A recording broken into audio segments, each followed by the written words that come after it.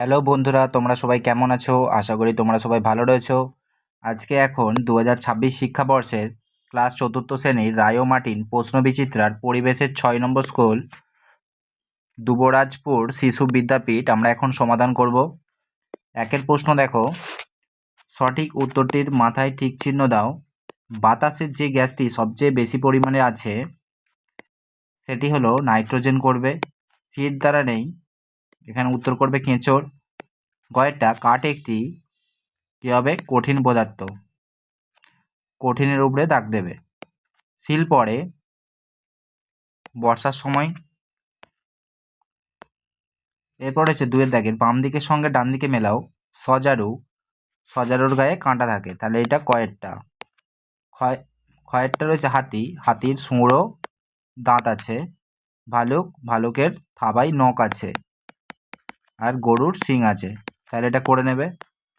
এরপরে রয়েছে তিনের দাগের বন্ধনীর মধ্যে থেকে সঠিক শব্দ নিয়ে শূন্যস্থান পূরণ করো। এখানে উত্তরগুলো দেয়াই রয়েছে। কয়টা রয়েছে দেখো, মরিশাস ভারত মহাসাগরের বুকে একটি ছোট্ট দ্বীপ।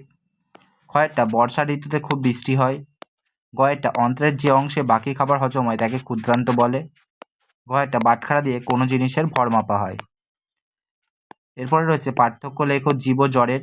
জীবের পার্থক্য লিখবে, জীব চলাফেরা করতে পারে, জ্বরের ক্ষেত্রে জড় পদার্থ চলাফেরা করতে পারে না।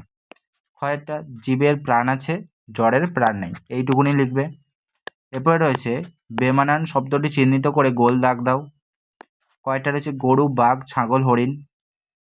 সবাই কিন্তু ঘাস খায়, কিন্তু বাঘ খায় না, তাহলে বাঘের উপরে গোল চিহ্ন করবে।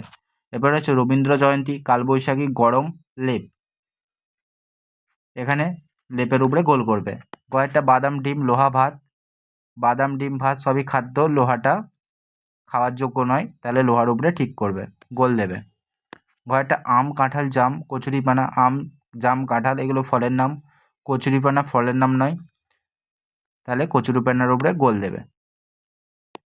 6 দাগে নিচের প্রশ্নগুলির উত্তর দাও। কয়েকটা হাওড়া ও কলকাতার মধ্যে যোগাযোগকারী সেতুটির নাম কি? উত্তর লিখবে রবীন্দ্র সেতু। এটি কোন নদীর ওপর অবস্থিত? উত্তর লিখবে হুগলি নদীর। কয়েকটা দাঁত না মাজলে কী কী সমস্যা হতে পারে? দাঁতে ব্যথা হয়, মাড়ি ফুলে যায় এবং মাড়ি থেকে রক্ত বেরোয়, তাহলে মাড়ি ফুলে রক্ত বেরোয়। গয়েরটা একটি পরিযায়ী পাখির নাম লেখো। উত্তর লিখবে পিনটেল আর হুইজলিং ঢিল। পশ্চিমবঙ্গের কোথায় একশৃঙ্গ গন্ডার পাওয়া যায়? লিখবে জলদাপাড়ার জঙ্গলে। এরপর হচ্ছে ঋতু কয় প্রকার ও কী কী? ঋতু আমরা জানি 6 প্রকার, যথা গ্রীষ্ম, বর্ষা, শরৎ, হেমন্ত, শীত ও বসন্ত।